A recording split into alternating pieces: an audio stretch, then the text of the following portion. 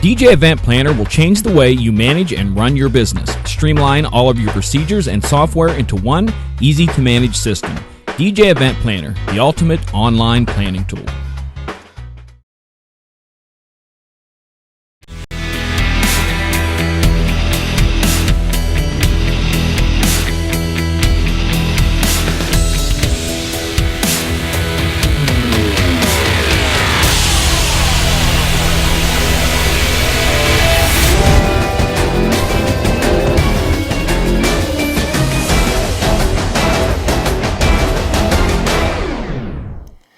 And Happy New Year! Ta-da!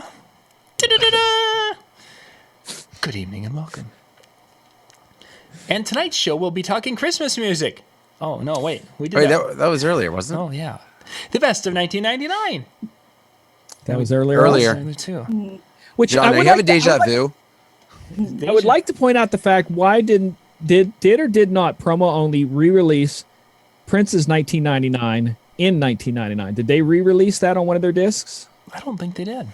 I know, like, it was, I think, like Nick does, like, Nick's picks, and I think there was some in Nick's picks, and then after, when Prince passed away, I think there was, like, some videos of Prince, and I think one of them was 1999, I believe. That was also part of it, if I remember correctly. That was one of the videos, too. That was a long time ago. But I don't know if it was, like, re-released, like, again. But I know it was part of, like, Nick's picks. Cool. See, I always thought that was going to be a song that would be played a lot in 1999, that people would want that throwback song. So it was one of them that I brought into play and was using. And it was like, And it's like, come on, people. We were listening to this long ago, thinking we'll never make it to 99 because the world's going to blow up because of this or that or the other thing. And then we made it, and then they didn't want to hear it again. I was so disappointed. It was bad. That was like what Will Smith did with Will 2K, and it didn't work for him either. Yeah, not so much. Yeah. Not so much. But 1999, I have a Larry D redrum of that, a remix video, the whole 9 yards, that I play a lot. It's really done really well. I think I played it Friday night, I think. So see, I think a redrum or a remix of that would be, because the album version was okay, but something that had just a little more consistent beat to it would have been a little bit more. Look up the Larry D version. It's nice. It's got an intro. It's got Pitbull is a sample. Cheney would love that, but it's a sample coming in where he goes, bring it back, bring it back, bring it back, bring it back, and then it goes into chicka chicka chicka into the song. So it's kind of neat how he does it. Yeah, I'll have to dig into that. That'd be kind of fun. Finding some of those old songs with a new remix to the old songs would be cool. Yeah. Cool. Okay, well, thank you guys for joining us. If you are joining us out on Facebook or on YouTube, I'm going to just pop the link here, the show link in. If you're talking to us on Facebook, we don't see what you type in the messages, because every once in a while I'll chip over to that video and I'm look. There's a lot of people commenting there. If you want to join, do you want to join the chat? Join us on YouTube, and you can join the chat, and we'll see whatever you have to say. Yeah, for some reason, and I don't know why, Facebook on Chrome has been so doggy for me. I don't know why. And if I close the window and then reopen a window, Facebook will move again. And right now it's so doggy. Showing 18 people are watching us on Facebook, so thank you guys for joining us. I put the link for the YouTube. That's where we can follow.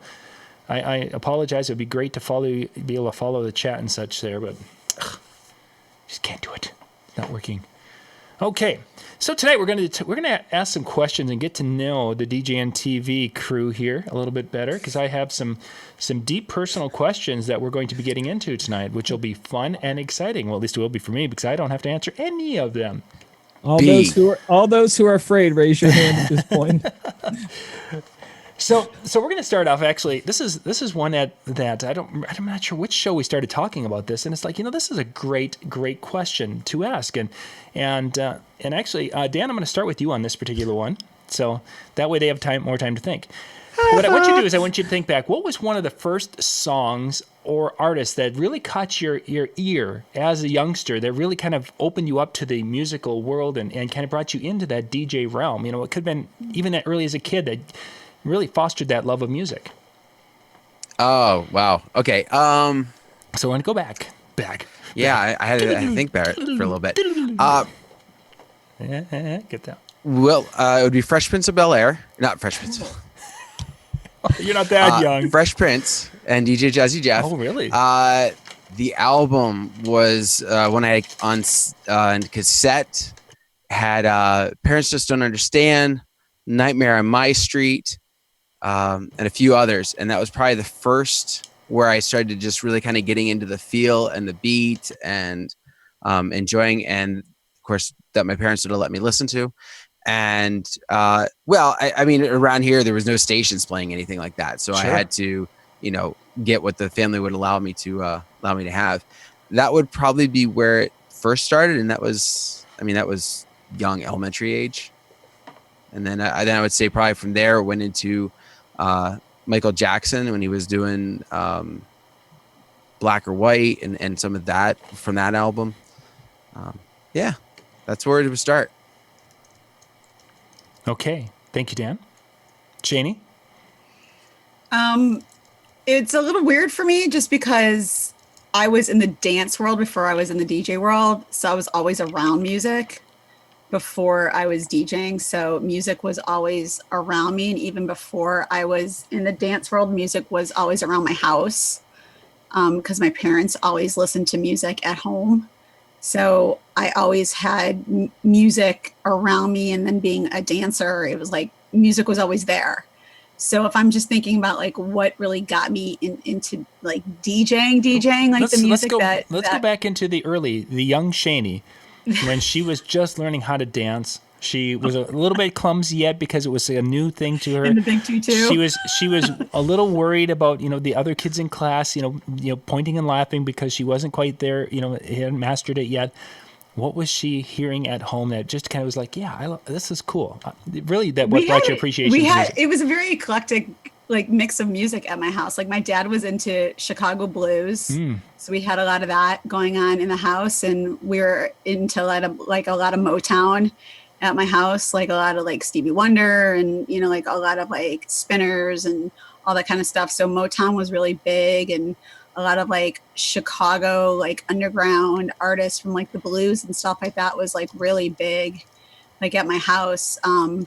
But then funny story, Saturday, Sunday mornings, I was never able to sleep in because my dad always played through our sound system Tchaikovsky's 1812 Overture.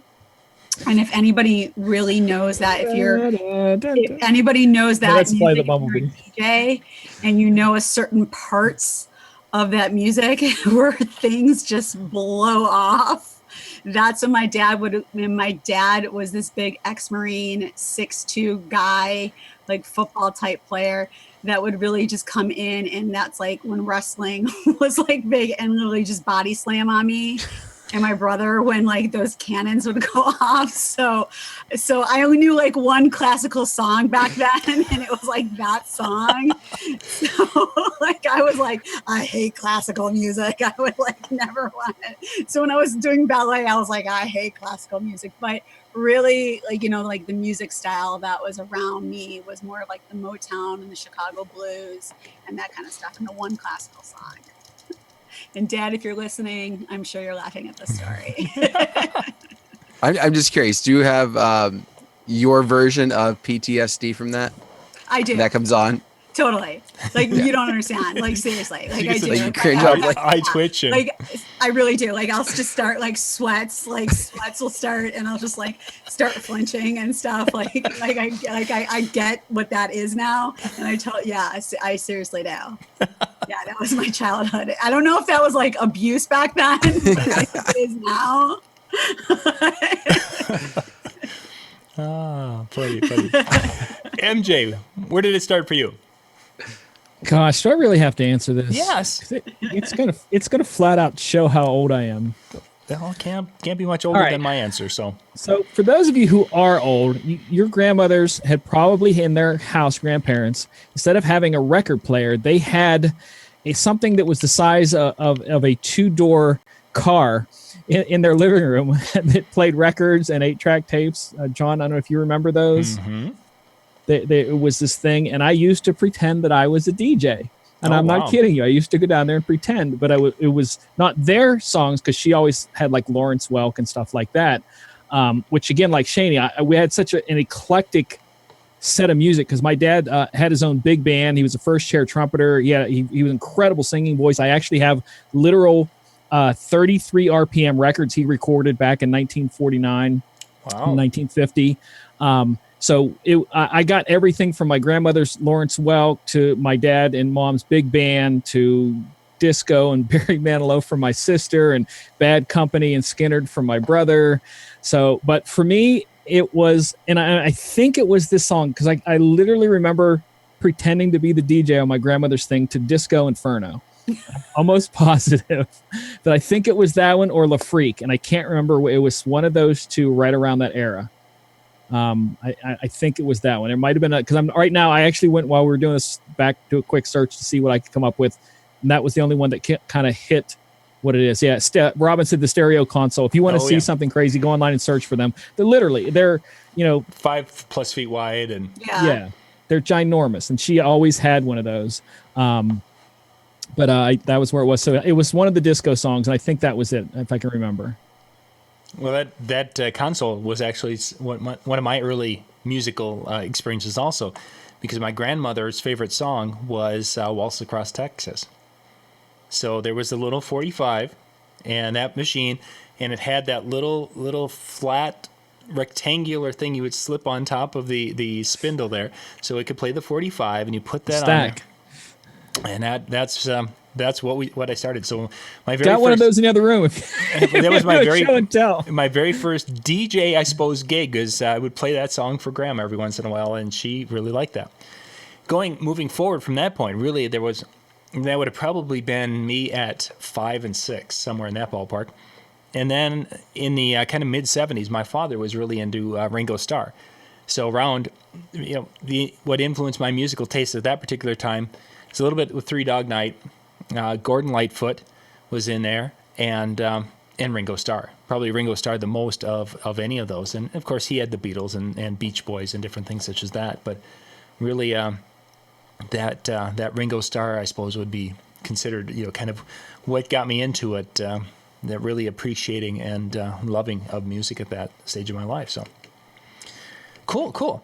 Let's see. I got to mark these. So today, if you could go to if you're like had a favorite group or a favorite song, and you could go and see them in concert, who would you go see? Is the question. And we're going to start. Does the person has to still be living? Don't care. No. Okay. Could be anybody. A favorite song that basically is your band, your jam, what have you. And you could go and witness that today. Shane, I'm going to start with you on this one. Okay. Well, I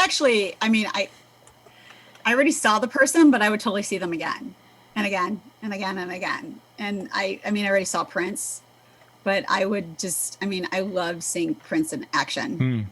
So I definitely would go see another Prince concert. So I definitely would just keep seeing Prince concerts over and over and over again, because they're just, it's an entertainment experience for me. And, it's just old school. They don't, it's just that old school flair with the band and him and entertaining, and he even does old school music that's not his too. So that's why I just like. Imagine, I don't know if you ever saw it, but I don't know if they ever did it, but to see Prince with Morris Day and the Time opening, would that not be crazy? Yes, that's what I'm saying. Like the whole, I want Prince and Morris Day and Sheila E. and I want literally Purple Rain to come to life. I want Vanity. I want all of them. I want everybody there. Apollonia, everybody.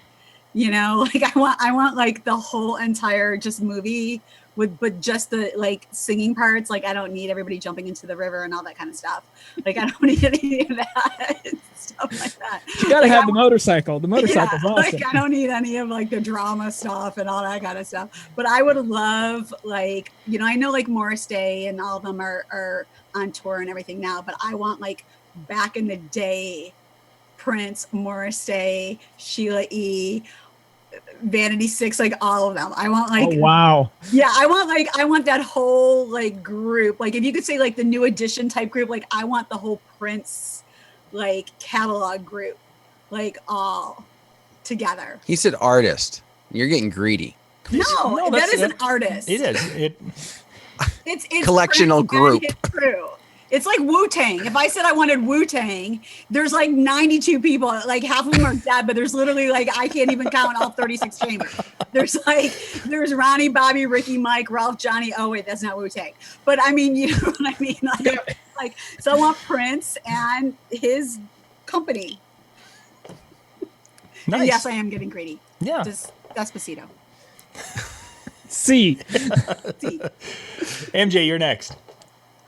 I'm going to get greedy like Shaney did, but I'm going to go in a totally different direction.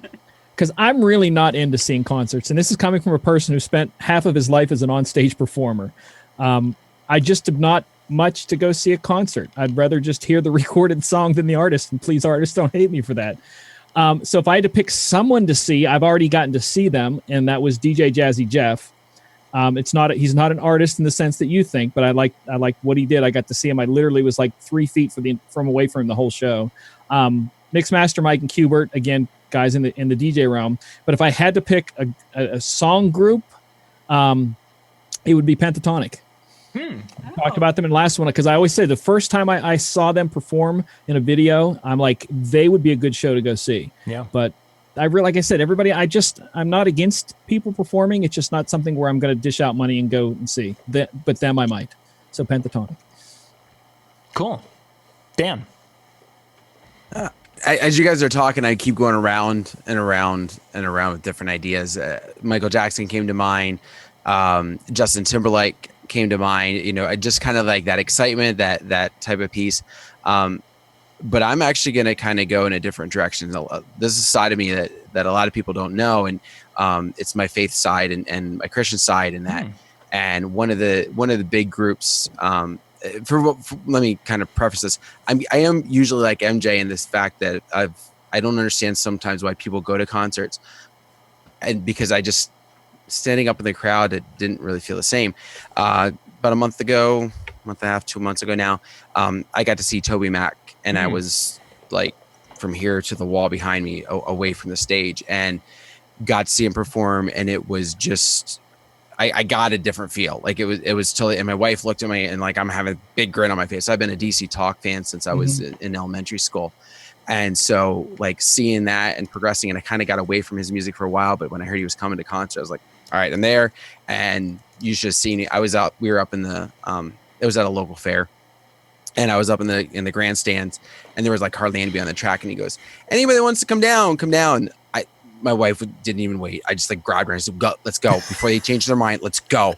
And so I was like, so close to the stage, and just got that feeling and stuff like that. That now I actually grabbed out all my old CDs, ripped them into the MP3, put them on my phone, and I was listening to them nonstop, like for the longest time. So.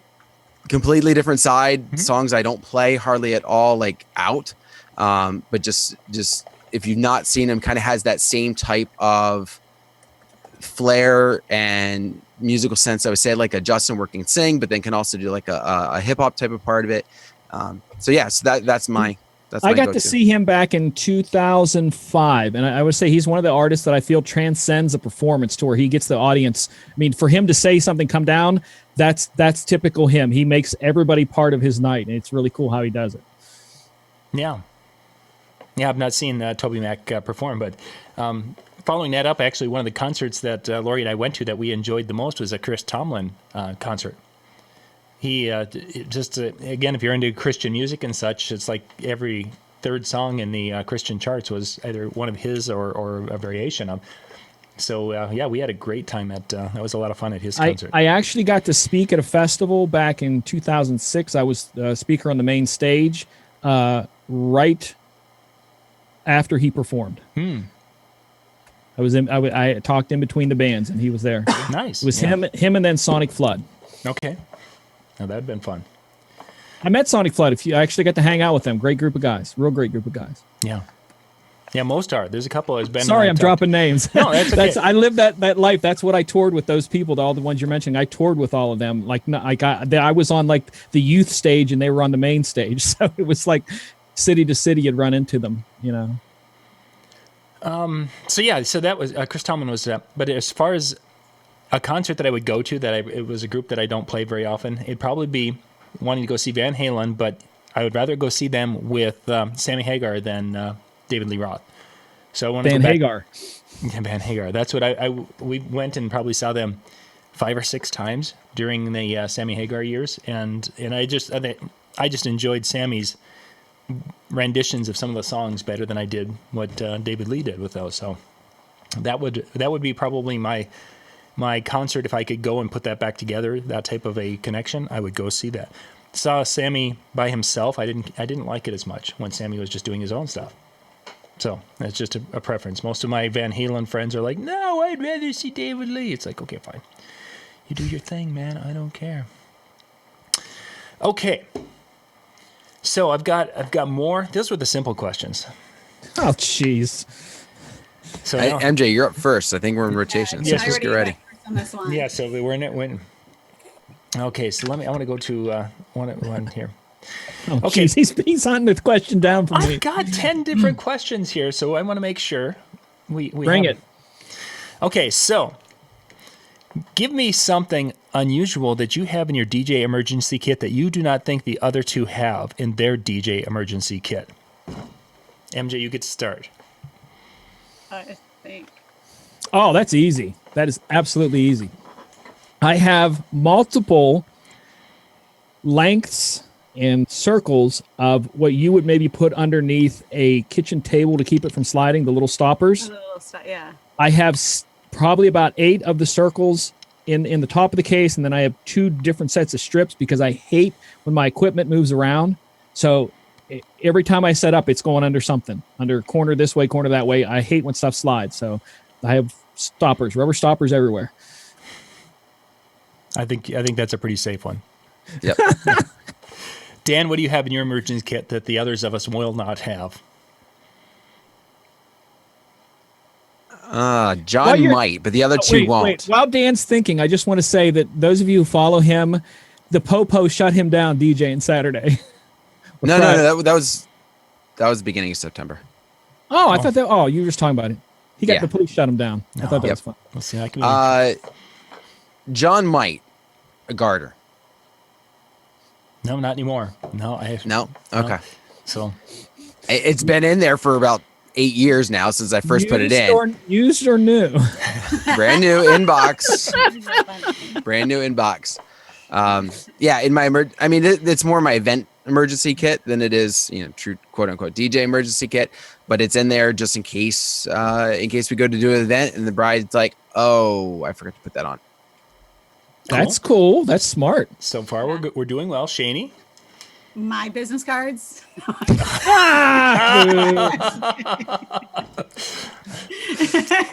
I'm kidding. I know I've talked about this before, but we have like our little earplugs that we give out that are, have like our little name on the bag, and we just keep them in. That's where we keep them, is in our e-kit, and we don't make it, so we don't have them because we play the music way too loud or anything like that.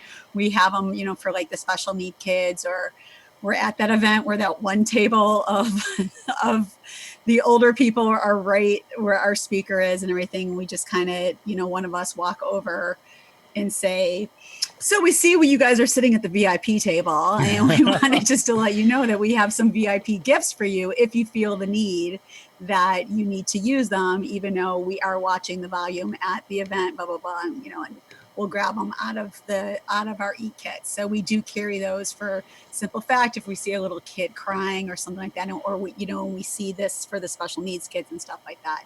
So we carry them. And like I said, they're all like in little baggies that have our mobile music name on it and things like that. Very so nice. It's just something that we do in our e-kits. Yeah, that would be good. Not with our mobile music name on it. Yeah, not with the name on it. I got it, but I carry it in kind of, I have different boxes for different events. I carry it for my school events. Yeah. For the chaperones. Oh, that's good. Yeah. So that was the tip I picked up. Arnaldo. But do you carry them for your other parties?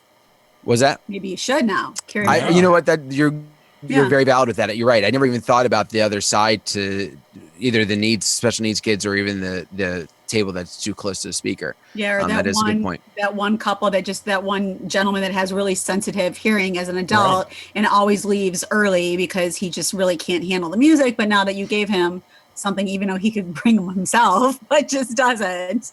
You know, he decided to stay a little bit longer or something. Cool. That's what we have. So what I have is a deck of playing cards.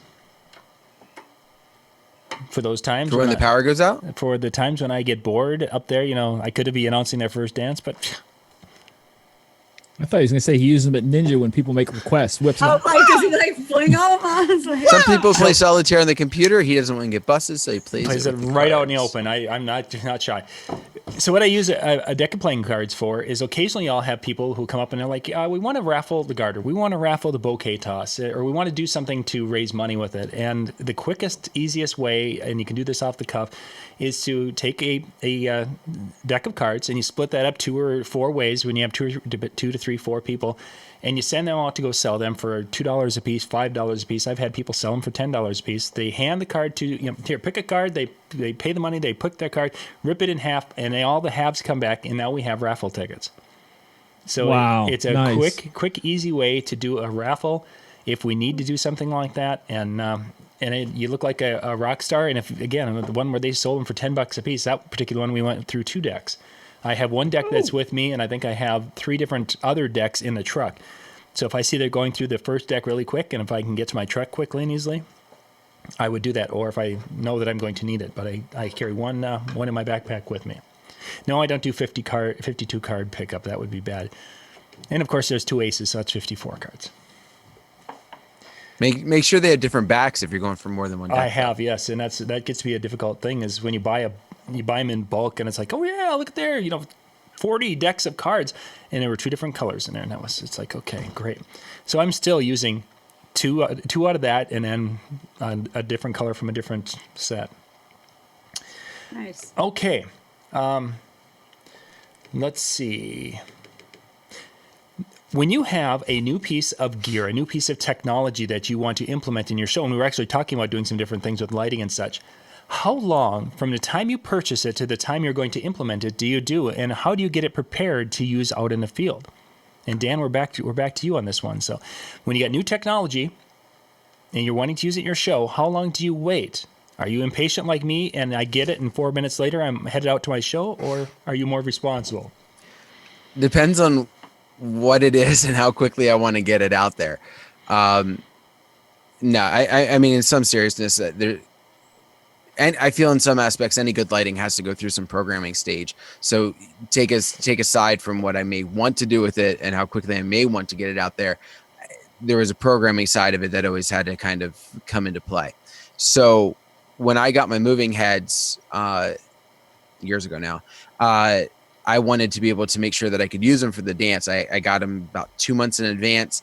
At that point, we only had the one boy, so I took over what is now my second child's bedroom and put up trussing and put up the moving heads and played and just tried to. And I was like, okay, well, this goes this way. Okay, now if I go this way with it, all right. It's so that I understood what I was looking for. So it was probably about 2 months of just playing, and that's how I made sure I kind of recreated how I was going to set them up at the event. So that way I knew what programming did what. I also knew how to keep it out of my eyes for when I was playing, and what scene and rotation would do that.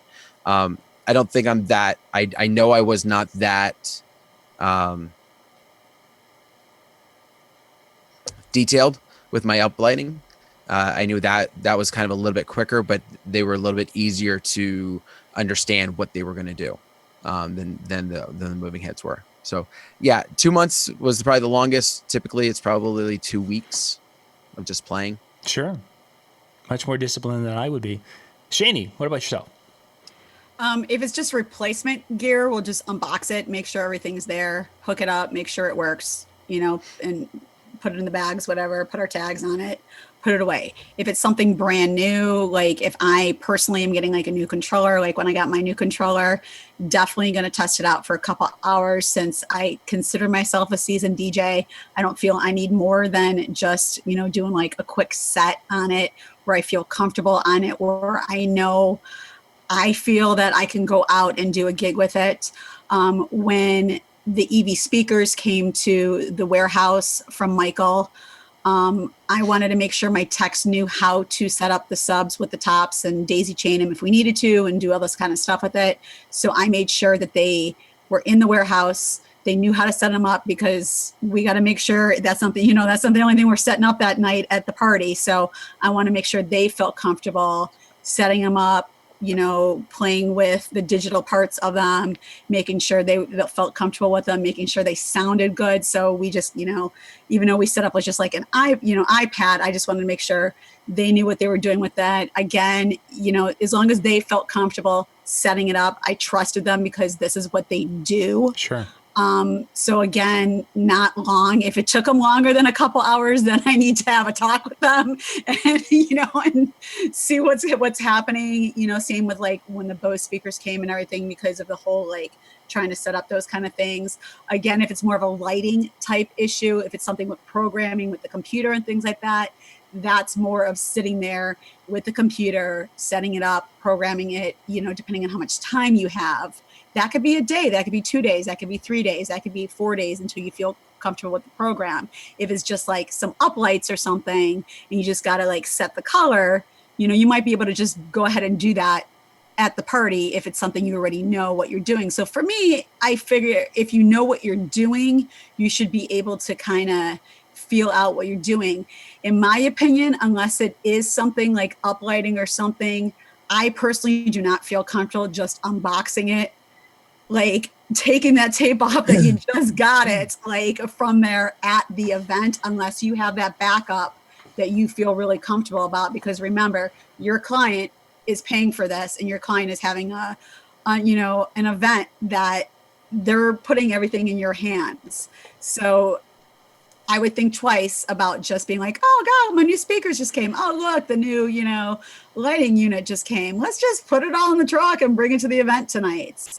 You know, I would think be like, you know what, well, as much as I want to bring it tonight, it's going to have to wait till next week. And I really would like to do it, but I don't have the time to go through it. So I get the urgency that you want to have it out, but is it really worth it to your client and to have bad reviews or to have people talking bad about you and things like that? Cool. MJ. It kind of depends on what it is. Because I'm one that, like, if my DJ program doesn't update, I will test it before I go out. Or if I see that it has an update, I'll go, no, don't update until I can test it. If it's a thing like a controller, it's part of it is getting to know, like Shani does. Like, I agree with her that, you know, if you're a seasoned professional, you kind of should know what you're doing by now. But when it comes to equipment like that, I will run it like all day long testing it, just to make sure in the studio, because I'm here all day working. So I'll just have it sitting next to me and just keep switching and playing stuff to make sure everything kind of clicks its way through.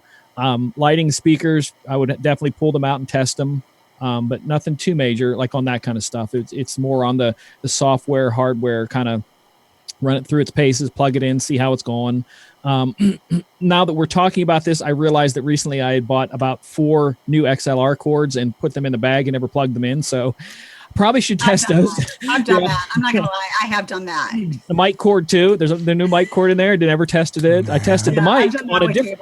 I've done that to Jay. So I think it's always good to test. So I'm a tester. Like I said, if it's something major, it gets a lot of test. If it's something else, but if I figure if it came from Ben, I shouldn't have an issue. That's right. Ben, if you see this, I didn't test my cables and I brought him to my He's probably going, no, I ain't responsible Ben's like, for that. don't put that on me. No, Ben's saying if it doesn't work, it's user error. He's like, it's Shani. It's gotta be Shani. She plugged him in backwards. Yeah. Cool. For myself, it depends on what it is. Most of the time, I'm one of these guys who would rush things way too fast. I like to get the new toys and get them in. But with lighting and such, I will most of the time go set up scenes on my iPad, because that's what I use to control my lights most of the time. So I will go and actually hook one up and such, and then set a scene so I could utilize it during the show. Controllers are a little bit different story, because I'm using so many different ones because of them sending them out, and you got to kind of play with them a little bit. Those I will have to spend more time with before taking it out, because I don't want to go out there now that I know how to do things and get there and find out I don't know how to do something, or the audio is not coming through both sides. It's only coming through one side and da-da-da-da-da. So that's those I would spend a little bit more time, but most lighting and such, I try to get that out right away because I like it. Okay, let's see. Who are we up to? Are we up to Shani this time? No. Okay. This particular one is more on a personal side. What is something you do for your me time? Shani time. Nothing DJ related. This is what do you do? As Follow her Snapchat. That's Yeah, you follow my right. I'm I was like, if you follow my Not Yes, every, meet people up at the gym. exactly where my me time is. but for the in the people who bathtub. don't have Yes. the I was like, Snapchat. if you follow my Snapchats. It could be 3 a.m. I'm like, I'm in the bathtub. Shani posts so many. Shani posts so many pictures of her in the bathtub. Makes me go, wait, how long has it been since I've showered? Seriously. Well, right now it's because of my back, but yes, but that seriously is like my zen. Like that is like straight up my zen right now because I'm so busy. Yes. But so, yeah, if anybody follows my Snapchats, it's the bath. Maybe that's why your Snapchat is so popular if everything's in the bathtub. Just saying. Okay, so beyond the bathtub, there's got to be more. That's Shani vegging time, and that's what I'm after. Well, if anybody knows me too, like I go to the Bulls games. So, Okay. I mean, so I'm an NBA fan. So we go to the Bulls games. Nice. They suck this year, but I mean, I'm still an NBA. I go for the other teams. We're behind the visitors bench, so we just cheer for the other teams. Cheer whoever's winning. Which is fine.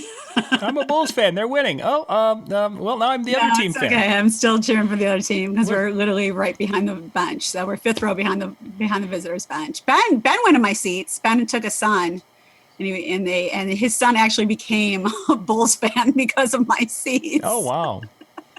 Ben was not happy about that. He sent me lots of pictures of like his son with like a bunch of Bulls stuff. I was like, that's what happens when you sit in my seats. Yeah. So that's really like my downtime that whenever I can, I get to use my tickets. I will go when I'm not working.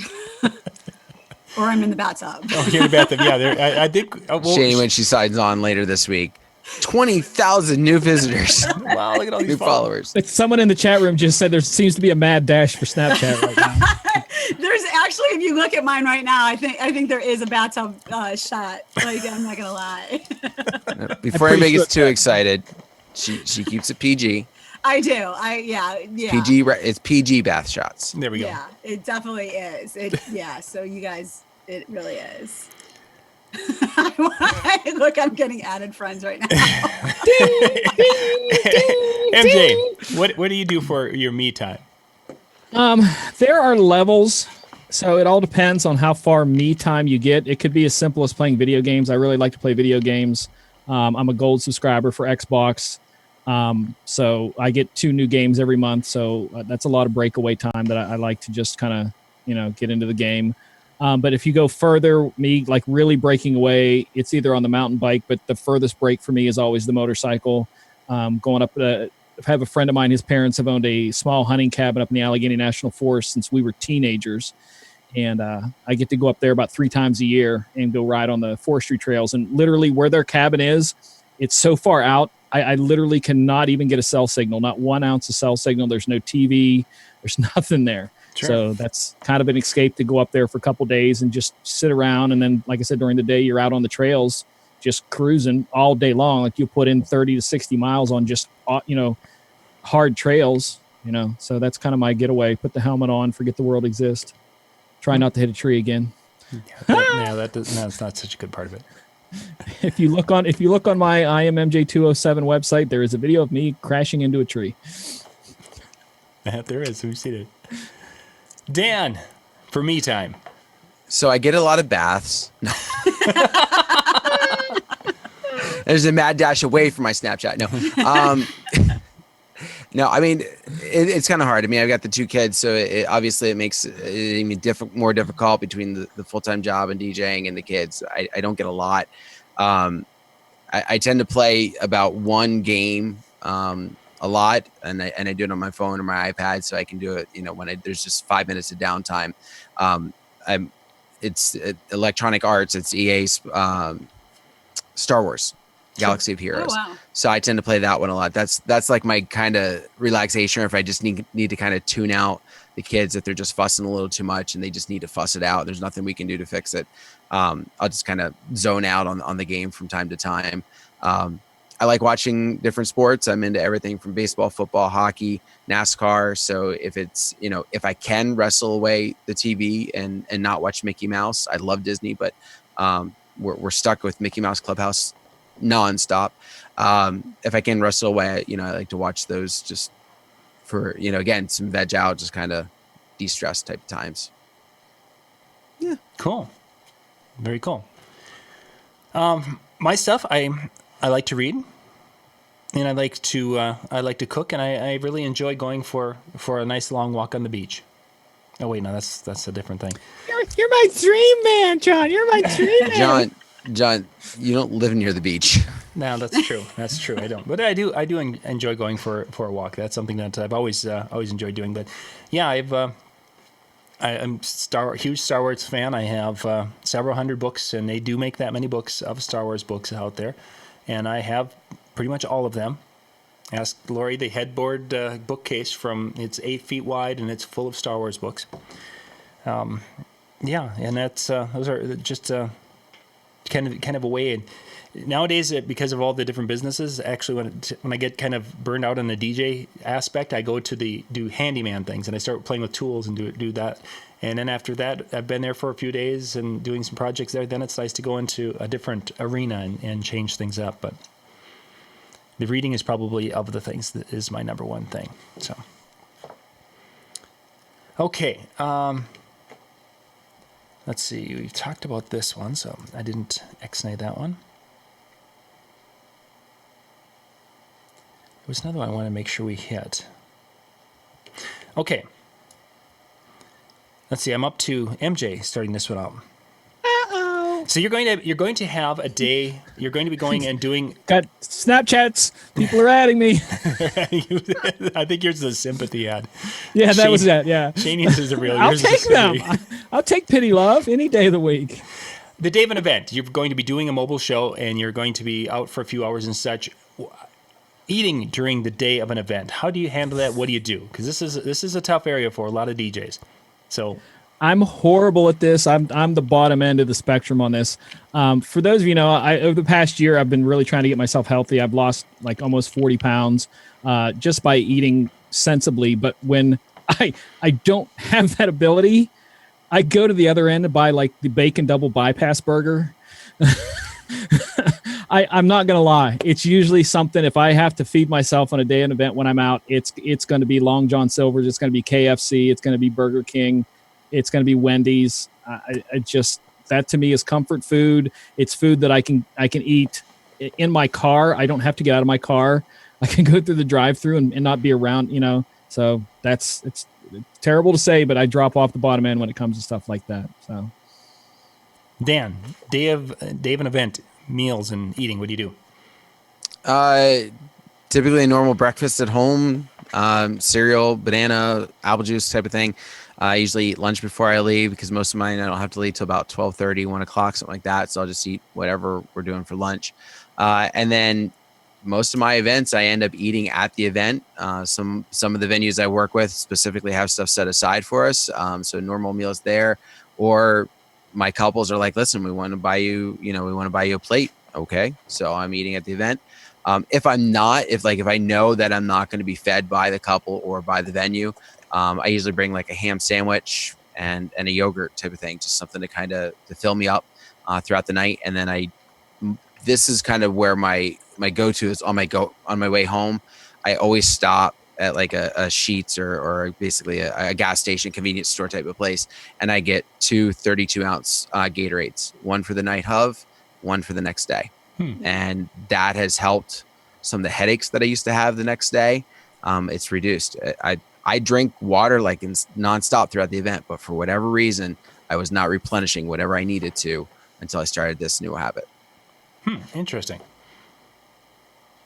I wonder why that would be. Because again, you're staying hydrated. We've talked about that side of it, but I wonder. My guess is I sweat like crazy. So when I'm, especially in teardown mode and stuff like that, I'm still in my suit and everything else. And so when I'm done, like I'm just wringing myself off. So my only thought is, throughout the event and stuff like that, between the talking and the different movements, the hydration that I'm doing is pretty much just staying up with what I'm doing at that point, so that afterwards I kind of tax my system a little bit too much. I don't know. That's kind of, my educated guess on the setup, but like I said, for whatever reason, it has helped. Very interesting. No, Reggie, I don't smoke. Okay, that was the Shani. chat room answer. Yeah, I was just gonna say, just do it blind to you.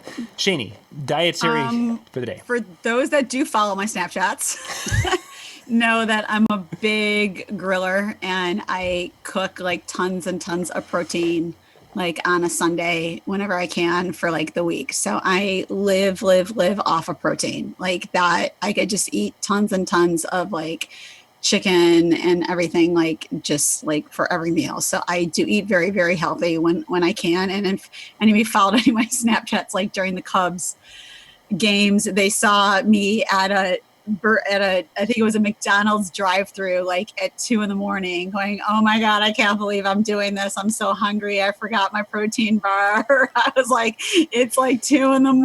It's pouring outside. God doesn't want me here. And I was like, but I was starving. So because I don't eat fast food, but, and of course I ordered like a whole meal. Like I didn't even just like get like something healthy.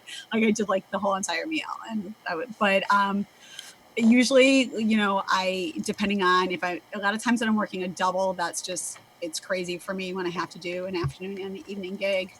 But I try to be as prepared as possible in the car with like protein drinks and powders, and I do like cut apples and things like that. The only problem is like my techs steal my stuff. And I always say to them, like, you guys can leave. Like, you guys have permission to like leave and go eat, and you're young kids. Like, you guys can go eat like at McDonald's and come back when I need you. Like, I stop eating my food, stop eating my you guys don't even like protein bars.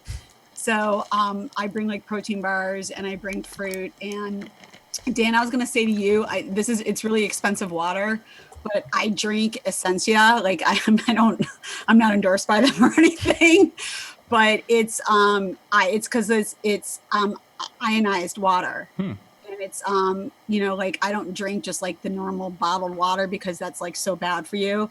But this has a pH level of 9.5, and that's one of the highest ones that you can ever find out there. So I buy this and I buy cases of it when it's on sale at the grocery stores. Like I just ask them, like, management, can you just get me like a couple cases for the sale price? And they go and get it. And I drink this so I don't cramp up, like you were saying. But if the Gatorade works for you, I just don't drink it because of the sugar, because I can't do the sugar and all that kind of stuff. But I just make sure, and like even if my client says to me, like at the mitzvahs, oh, go eat off the buffet, the kids buffet. Like I can't live off of chicken fingers. Like I know a lot of like my dancers can, but I can't live off of like chicken fingers and pizza and stuff like that. So I just like will get a plate and I'll just give it to like one of my techs and they'll just be happy. And I'll just eat the protein bars and stuff. Chicken fingers.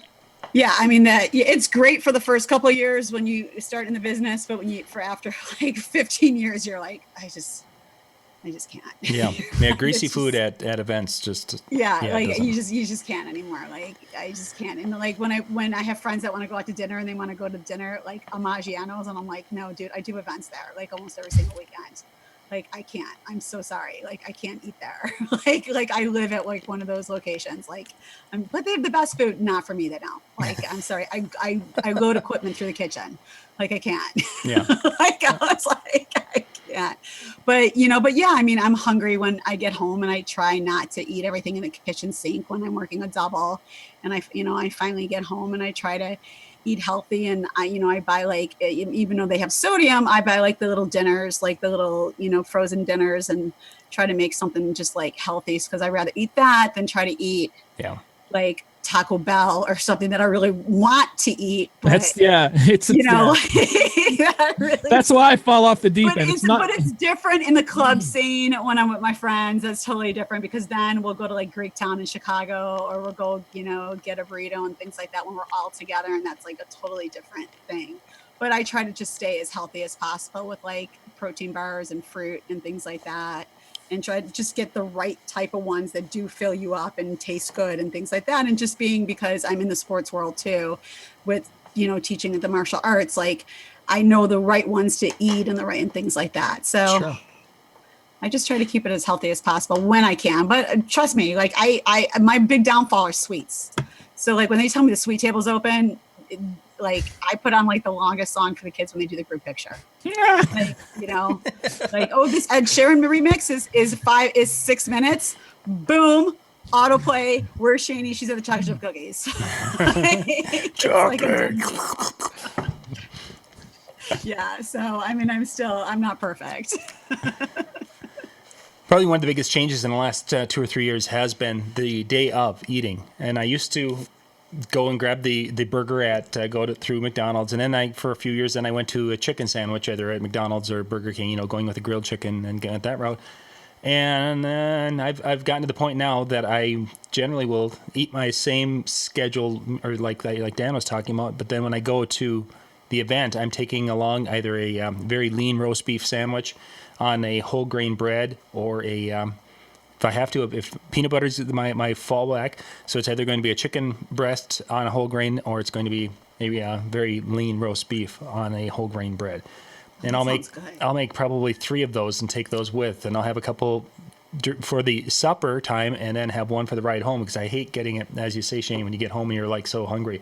So if I figure if I can eat one, and because I generally have an hour travel on the way home, so I get in the truck, I can eat one, and that way I get home, and then you're not going to bed right after eating it immediately, and it seems to work pretty well. So, but yeah, that's a big change. It used to be back in the day, we were talking about this the other day, is that you'd go to McDonald's and, okay, I'll have four cheeseburgers and a fry and a shake, and then you eat it all before the gig. And then when you're done, it's like, okay, everybody, off to Perkins, and let's do that big grilled thing. And what? Pie? Of course.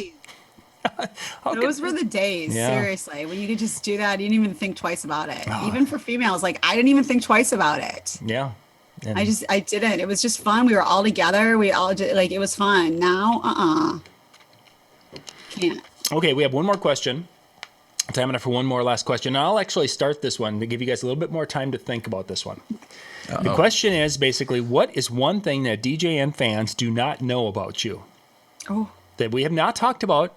It's something that they don't know about you. And I don't think we've ever talked about this. So I'll start this one just to, again, give you guys a little bit of time.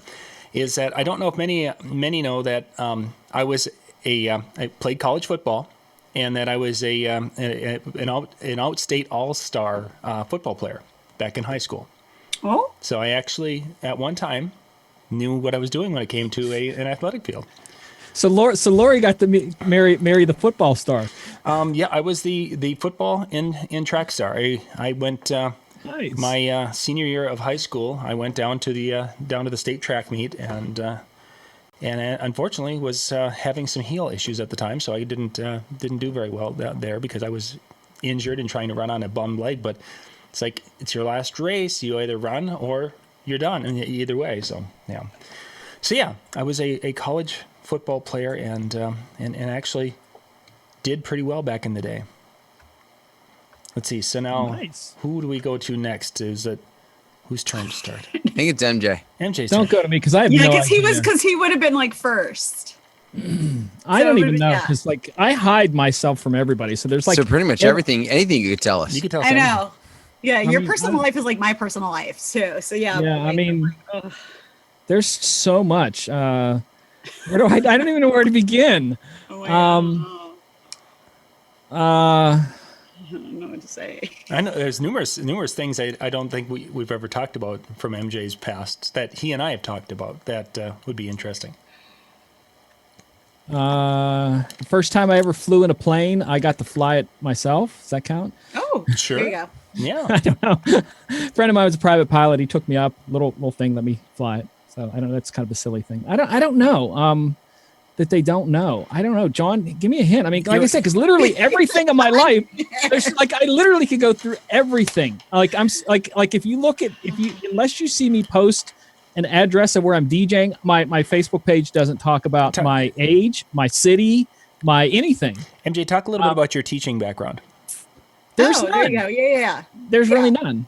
Yeah, I graduated with an education degree. Exactly. Yep. Talk about that. Like I don't think a lot of people know that. I have a bachelor's in religious ed, and I'm also an ordained pastor. And when I graduated, I was dating a girl who was a second grade teacher. And from when I started doing a little bit of student teaching and helping her, I realized within literally a month that teaching is absolutely not for me. It was out the window, not a can't. So I don't know. Yes, I did grow up in a country 200-acre cattle farm. So, but people, I talk about that all the time. Yeah, but the teaching, I honestly, the reason and I'll stop with this because I don't want to go too far. The reason that I wanted to be a teacher is to have summers off to go and do the music stuff, to travel and do my music stuff. That was my purpose for being a teacher, to have summers off. Mm-hmm. I think there's a lot of people get into the teaching profession that enjoy their summertime off. Dan. I was trying to think of a couple different directions, and I mean, sometimes if anybody does follow me on Facebook, contrary to like MJ, I do tend to kind of share some stuff, at least a little bit more, especially if you dig into the pictures and stuff. So I'll share two different ideas, I guess, if you will. I have technically 3 degrees. So 2 bachelor degrees. My first one's in radio broadcasting. My second one is obviously in teaching because that's what I do now. And then I have a master's in education as well. First degree, I'd say I said radio, but I also have a minor in youth ministry. So MJ and I have kind of talked about that, and John, how we all kind of have this weird teaching aspect / some religious study aspect too. But the one that tends to be the biggest surprise to a lot of people was that in my first trip through college, I was a cheerleader. I did not know that. I didn't know that. Mm-hmm. What? Yep. So yeah, throwing people, putting them up, tossed hands, tossed feet, the whole 9 yards. You still have your pom-poms? You gotta do a cheer for us. Oh geez, I don't even remember any of them. It's been, you got to remember that was like way too long ago. I was responsible for throwing people. My one attempt at a back handspring screwed up my pinkies. They're not straight. Ow! So that's straight. That is a straight at that one. Ow! So there you go. Okay, we went from information we didn't know to too much information. You asked. My whole purpose for bringing all that was to make you regret that question, John. Make you cringe. Man, I went light. I'm so happy I went light, Dan. You went there. I'm like, I ain't going there. Shady, what do you have that? I don't know. My professional life is pretty much open book. My personal life is very closed. So, I mean, everybody kind of knows I was a dancer before I was a DJ. I still teach dance. I don't know, like for those who don't know, I teach martial arts, but I think you guys all know that. Take us back into those teenage years. You know, there's got to be something from back in the early days. My teenage years? Yeah, somewhere in there. You know, young adult time. You were wild and crazy even before you were Snapchatting your tub sessions. I mean, I was wild and crazy, but you have to understand my dad was an ex-Marine. So I was very scared of my dad back then. So, I mean, I couldn't get away with a lot of stuff, so he was very smart. So I couldn't get away with like a lot of stuff. So I wasn't that wild and crazy. I mean, I wasn't like that big of a partier because I was really into dance back then. Like dance was my thing. Oh, I don't know. Maybe did you guys know I worked at Disney? No. Oh, okay. There you go. Here you go. Okay. I'll tell you the story then. I'm just like, oh, here we go. I'm picturing the costumes already. Okay. So after, auditioning over and over and over, and if anybody who's been in the entertainment world, they know, like, it's kind of like being in the DJ world. Like, you just have to have a thick skin because you just audition and audition. Anyone's been a singer, actor, whatever. Like, it's just over and over. Finally, like, made it past all the cuts, and all my friends know I am not a singer. Like, I I don't pretend to be a singer. I am so monotone. It's not even funny. Even at like my parties, when I like sing on the microphone, I do it all in jest because I know like I can't sing. So that's time. Most of the times I just do like the rapping ones because I just can't sing. So I made it past like all the auditions, and then the very end, you have to do everything. You have to sing, you have to dance, and you have to act. So I didn't know this. And when I came up to audition, they said, okay, what song are you going to sing? Mind you, the girl in front of me sang like a Whitney Houston song. Like nailed it. Cause she was going like for a singer, like nailed it. And I was like, I'm sorry, what? And they're like, what song, tell the piano player, like what song you're going to sing. I was like, I'm sorry, you said what? So I was like, yeah, okay. So I turned around and said, the theme song for the Flintstones. And the went. That's not Disney, it's Hanna-Barbera. So they probably were like, oh, no. And they're like, okay. And they're like, and the piano player was like, in what key? I was like, in the key of me. Like,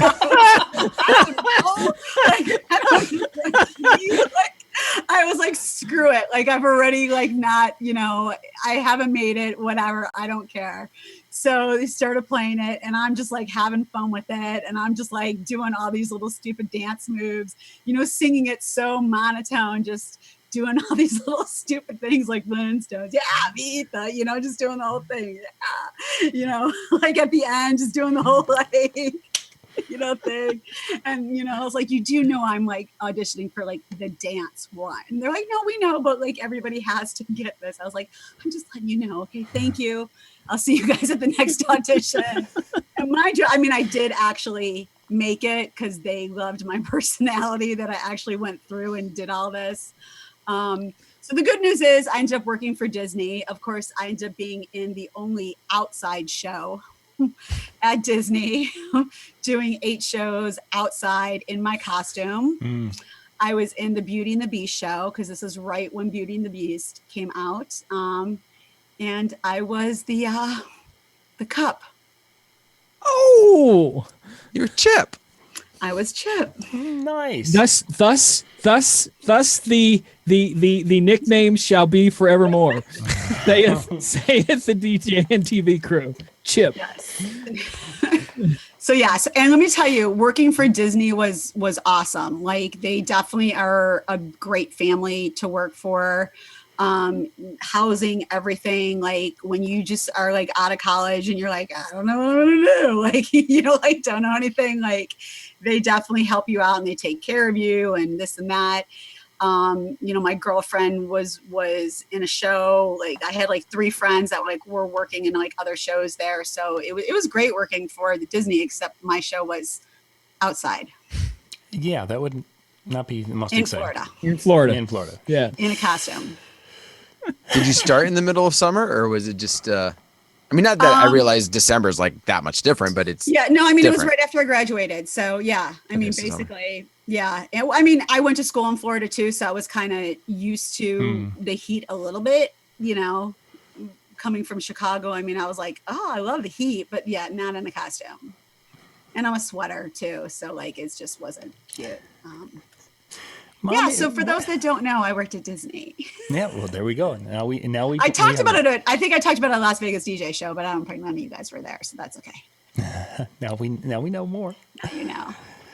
Well, gang, it is time for us to wrap up. Thank you for being with us tonight and sharing in the chat room. You guys have been sharing some different thoughts and ideas and such. It's always kind of cool to be able to follow and learn a little bit about those of you who are watching the show. And I don't know if I can take that image of Juan being a stripper out of my head right now. It's paint strippers. Paint. Paint. Oh, well, that's a lot different. Thank goodness. The other way I'm in love with the stripper. The other way I was thinking I might not sleep well tonight. Well, I just got the image of MJ singing that to Juan, and that's a whole. There's another issue. And then Juan wearing a wig looking like me. So I'm just so confused right now. Yeah, well, I think it's don't know time what I'm feeling right now. Okay, I was just singing the song, but now you put that picture in my head, Dan.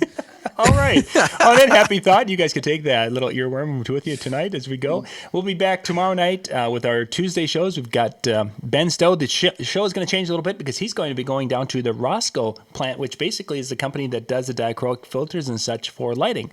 He's going to be live from their plant, and he's going to be talking and showing us the behind the scenes of the company that does a lot of the lighting for theater and even for what we do. Then Brian Red and I are going to be looking at some music videos that are some of the cheesy music videos that a lot of you have been sharing with him. We're going to go through the list of that and kind of give our thoughts on those as we go through and have some fun with that.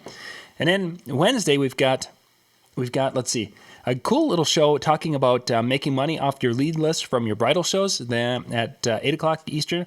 Then we're going to be doing a best of 2007 at 8 o'clock, and then at 9 o'clock Eastern. Then at 10 o'clock is the Dave and Jeremy show. So we've got a busy week, and we will see you tomorrow night. Everyone, have yourself a good evening. Bye-bye. And we're still there. We can't leave yet. Don't keep waving. Keep waving. Keep waving. We got to keep there.